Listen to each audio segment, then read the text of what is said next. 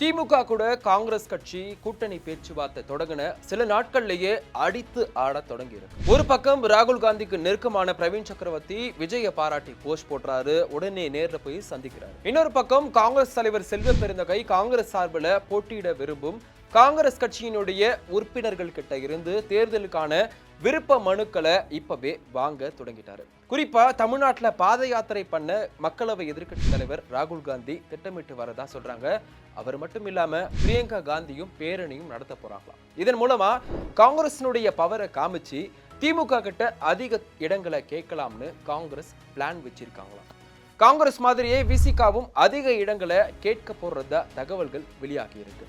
விசிகா தங்களோட செல்வாக்க 234 தொகுதிகளையும் விரிவுபடுத்த தீவிரமா இருக்காங்க. பட்டியலின மக்களின் கட்சி அப்படின்ற பிம்பத்தை உடைச்சி அனைத்து சமூகங்களுக்குமான கட்சியா தன்னை நிலைநிறுத்த விசிகா முயற்சி பண்றாங்க. கூட்டணியில காங்கிரஸை விட எங்களுக்கு தான் அதிக செல்வாக்கு இருக்குன்னு விசிகா சொல்றாங்க. குறிப்பா பட்டியலின மக்களுக்காக எதிராக நடந்த சில பிரச்சனைகள்ல எங்கள் மீதான விமர்சனத்தை கூட பொருட்படுத்தாம உங்க கூட இருந்தோம், அதாவது திமுக கூட இருந்தோம்னு சொல்றாங்க. தொகுதி பங்கீட்டுல அதிக இடங்கள் வேணும், திமுக மீண்டும் ஆட்சிக்கு வந்தா ஆட்சியில பங்கு வேணும் அப்படின்னு அக்கட்சி வலியுறுத்த உள்ளதாகவும் பேசப்படுது. அதாவது வர 2026 சட்டமன்ற தேர்தலில் இரட்டை இலக்கு தொகுதிகளில் போட்டியிட திட்டமிட்டிருப்பதாகவும் குறைந்தது 20 தொகுதிகளை திமுக தலைமை கிட்ட கேட்க இருக்கிறதாகவும் விசிகா வட்டாரங்கள்ல பேசப்படுது.